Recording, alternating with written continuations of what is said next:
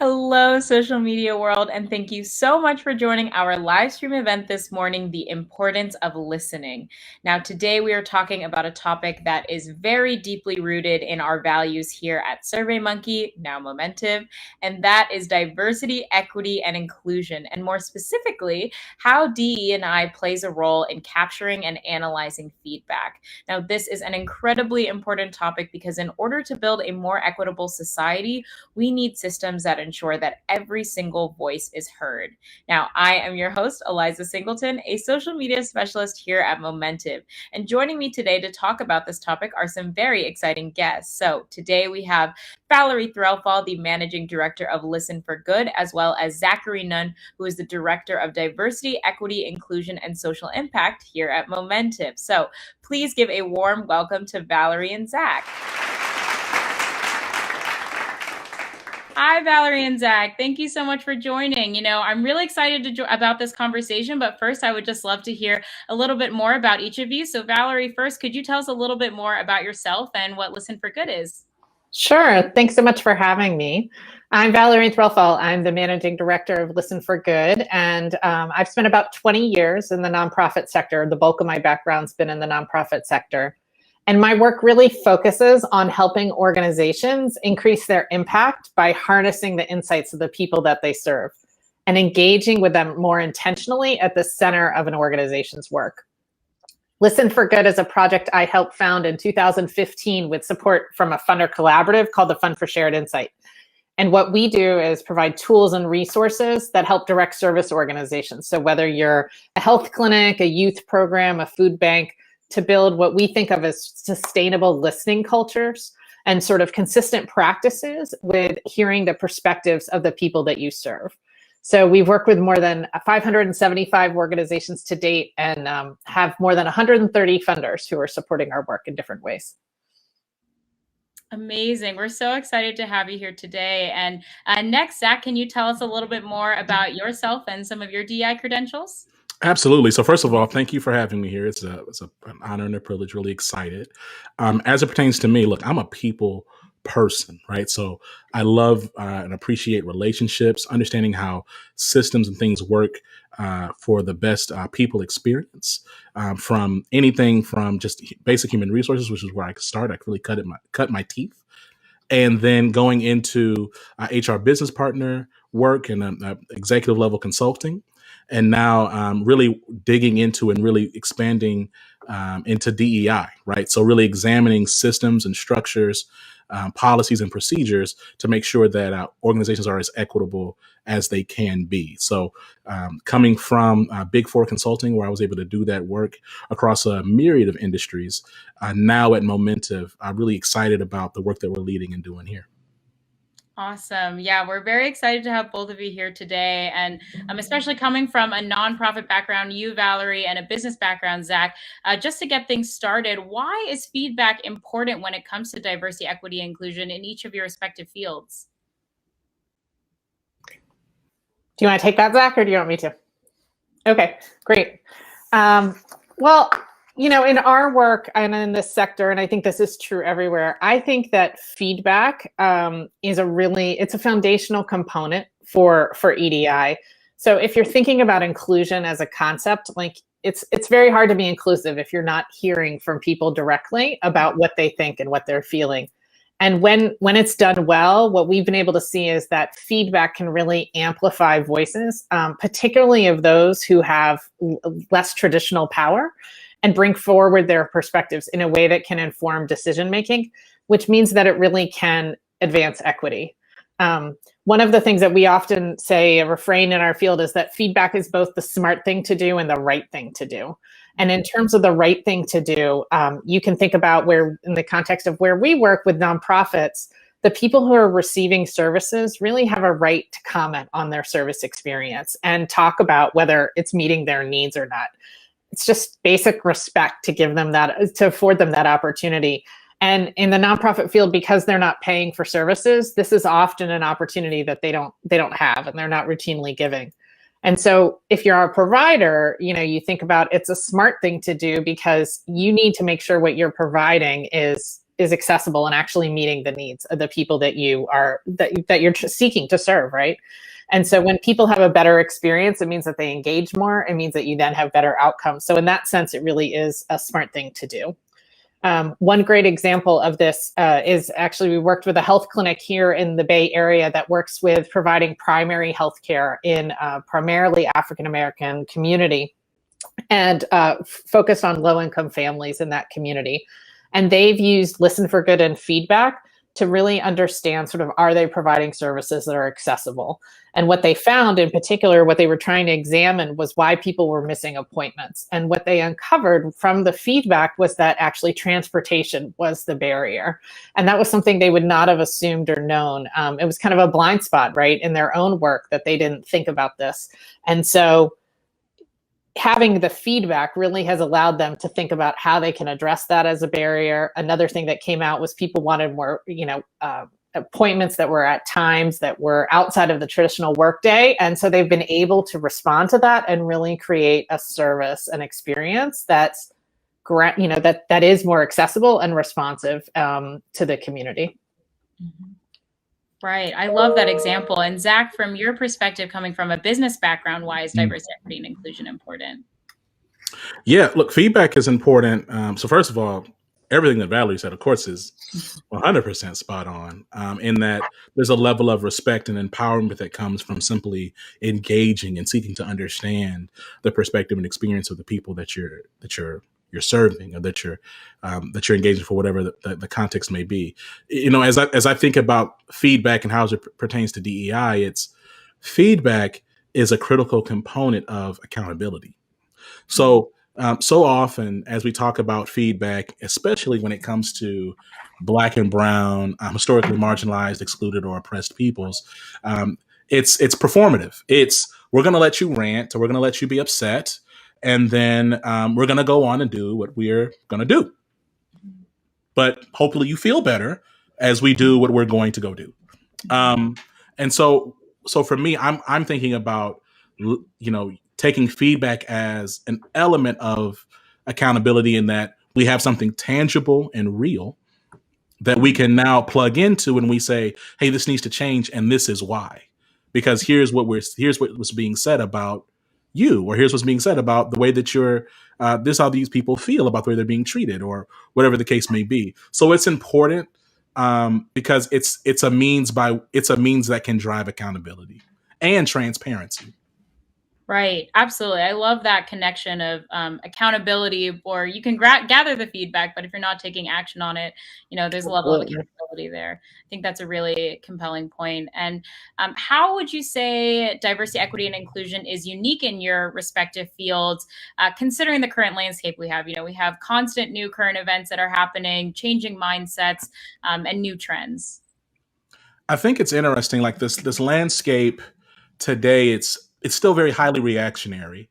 And then, when this landscape is such an interesting word, because there's so much going on. Of course, there's the murder of George Floyd last year and all these global protests. There's also a critical reimagining of the relationship between the worker and the employer. There's a global pandemic going on and tensions about vaccines. There's also a brand new political landscape from where we were this time just a year ago, and ongoing tensions because of that. There's governance challenges, and from some folks' perspectives, failures from a policy perspective, a policy and infrastructure perspective. So there's a lot going on. And so as we think about DEI, like the understatement of the year. Yeah. Right? And so when we think about DEI, and we think about just, okay, as I think about this landscape and I look across today, there's a more pressing need for organizations to speak out and do more than they ever have done before, to create policies and structures on things that historically other institutions, federal institutions, would provide coverage for. And there's also a greater demand to understand where they are and how their employees feel, and what are some potential areas of inequity in their own organization. So I think right now there's a hunger for structure, governance, leadership, and data transparency. Mm-hmm. Right. And what about from you, Valerie, when it comes to, feedback in a nonprofit setting?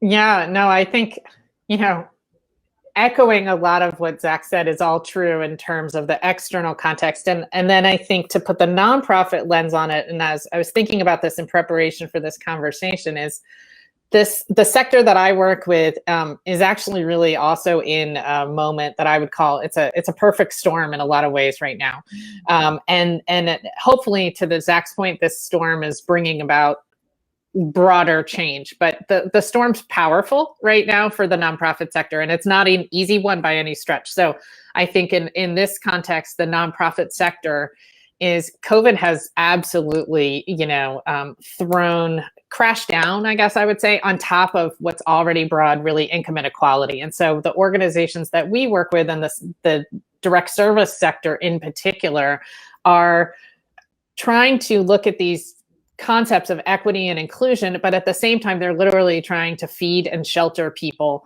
a growing number of people, while also pivoting their services in light of a global pandemic, right? I mean, it is just an absolute triage situation. And so when you throw that on top of that, the very long overdue reckoning of racial history in this country and sort of the continued murders of unarmed Black people, right?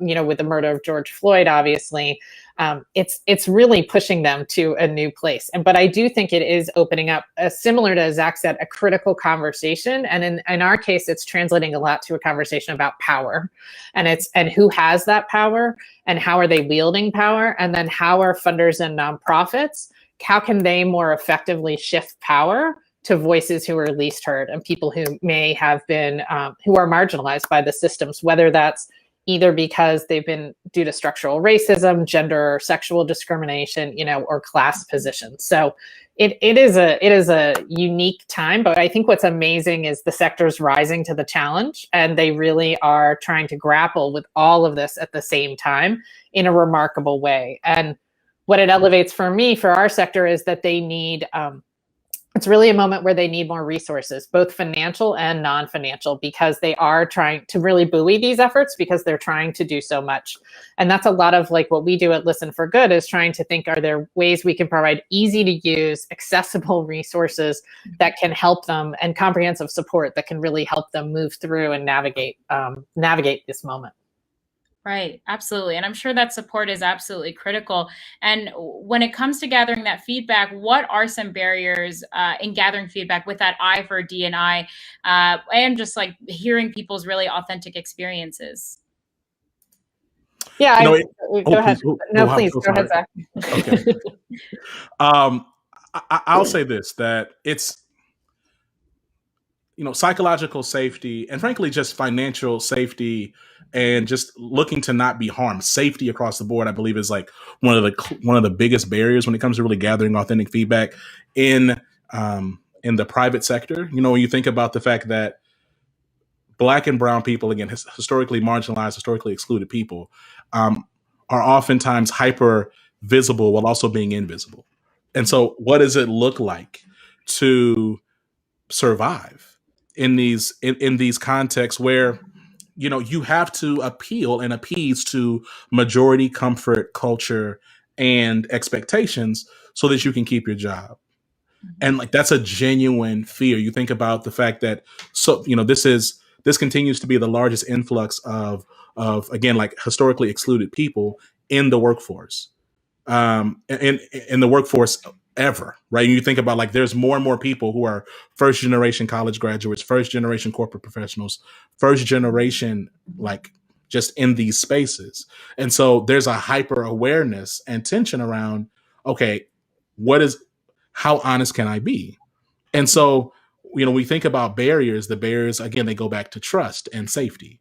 And so, as I think about myself and my role at Momentive and what we're doing here, it's about making sure that we're creating an environment where folks, one, realize that their responses are anonymous. So I can't go back and find you, right? There's a level of security, again, just technical security, that has to happen so that people can be empowered. And then, some of it also is around leadership and communications and level setting with those individuals. And then thirdly, the as you think about, like, how to bypass or overcome that barrier, it's making sure that when you get the feedback, that folks understand, hey, we heard you, and here's what we're going to do about it. There's a heavy underestimation of what we call emotional labor that goes into even providing feedback, right?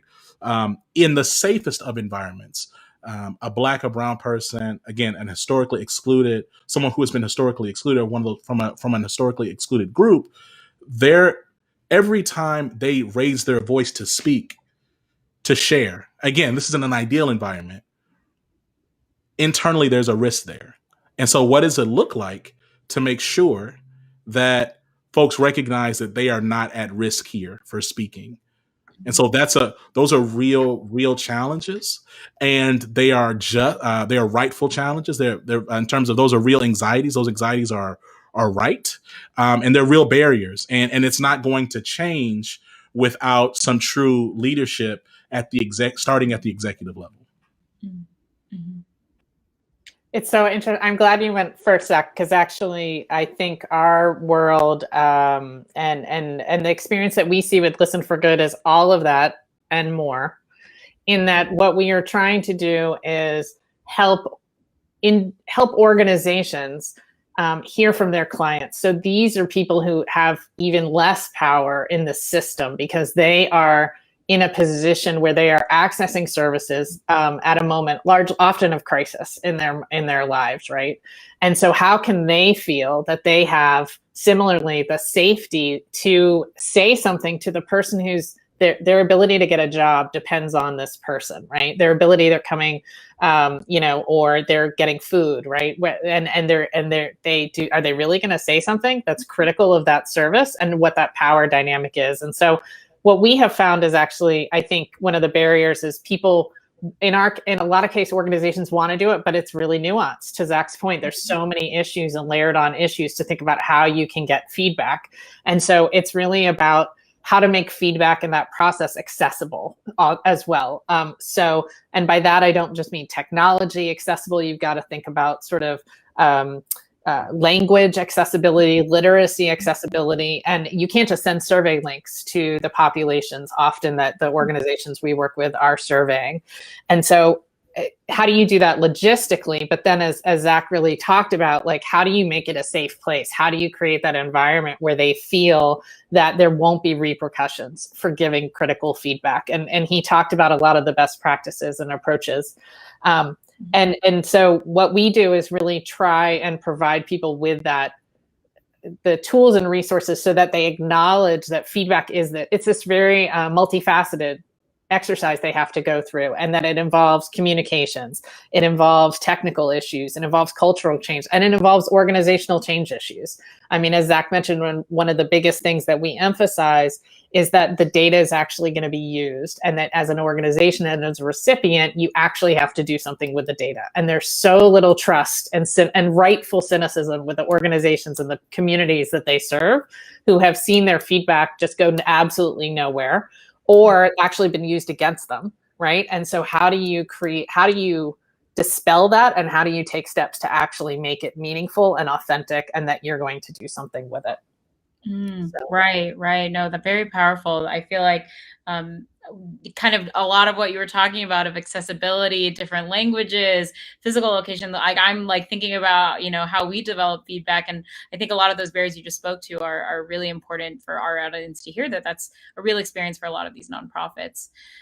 So how have you seen more equitable feedback really start to make a difference? Are there any success stories that you can share with us? I could share a bunch. So across our portfolio, we have really tried to help organizations and make tangible changes in response. So in fact, 81% of the organizations that Listen for Good works with make changes to programs in response to feedback within 1 year. And so just to give a couple of stories, one example is actually here in the Bay Area. Second Harvest Food Bank was a food bank we worked with. And what they found, they gathered feedback from clients across a couple of different food bank sites. And what they saw when they looked at the feedback and disaggregated it was major differences based on respondent race and ethnicity. And when they probed further, what they found is that a couple of their sites were located in in deep Vietnamese communities. But when they probed, the materials, the food, and there was nobody on site who spoke the language, right?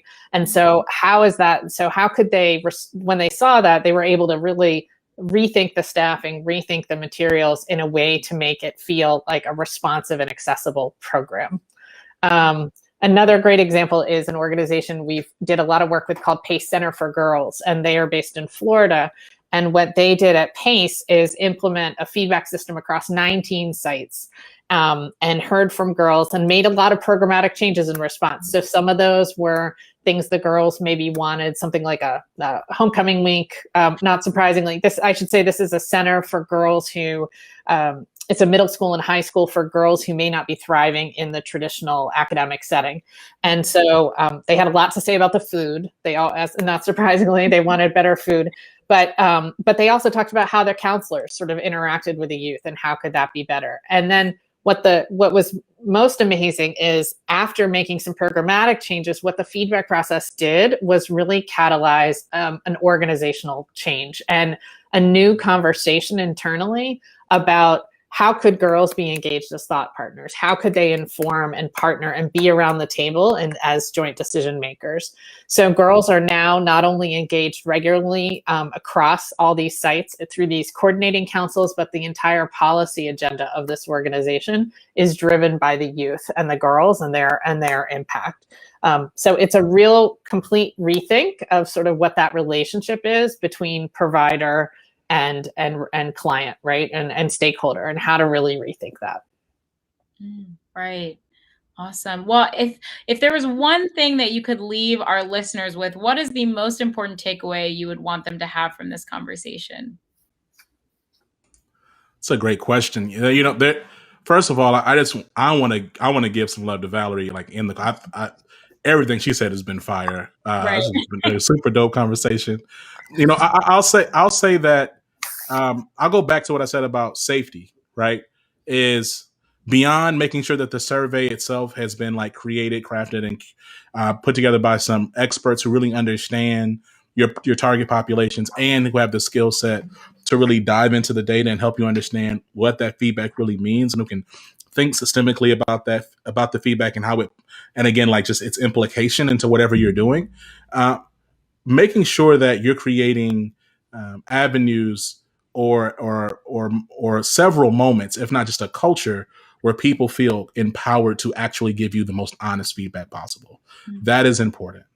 And you said one, but I said that, so I have to say this, which is doing something with the feedback. Yes, right? Exactly. Doing something with the feedback is probably more important than anything else, because you can have in fact, if you have a beautifully crafted survey and you have all the perfect communications and you market it and you have like the great faces on the marketing, people take the survey and then it's crickets, then you've torpedoed any future opportunities you have with that particular group to really work with and get additional data and insights. And you've potentially lost a partner, a group of people who could really help champion and support you as you expand, as you want to measure more. So those are the key takeaways I would hope people walk away with from this conversation.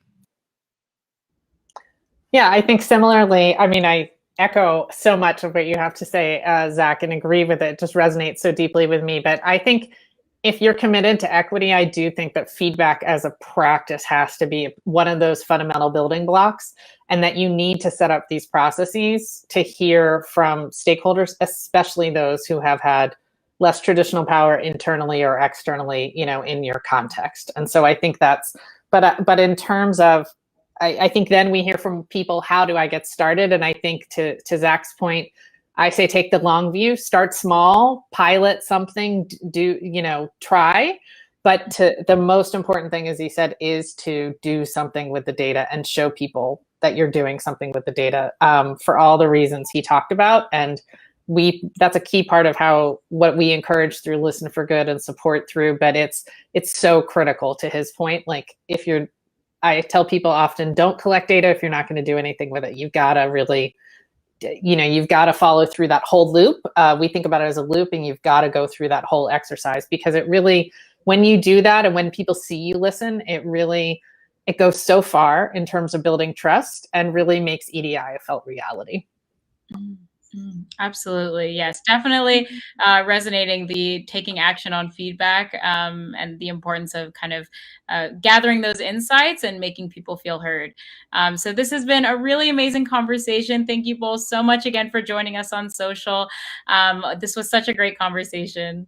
Thank you. Thanks. Thank you so much again for joining our live stream event today, The Importance of Listening. And to learn more about Listen for Good and all of the amazing work that they do, please head to the link that is in the description as well as the comments. Now, if you have any questions, please feel free to reach out to us at SurveyMonkey on Twitter, Facebook, and LinkedIn, or at Momentive AI on Facebook, LinkedIn, or Twitter. We hope that this conversation helped inspire you for all of your diversity, equity, and inclusion efforts or thoughts. If you have any questions, again, please reach out to us. Thank you again for watching, and have a great rest of your day.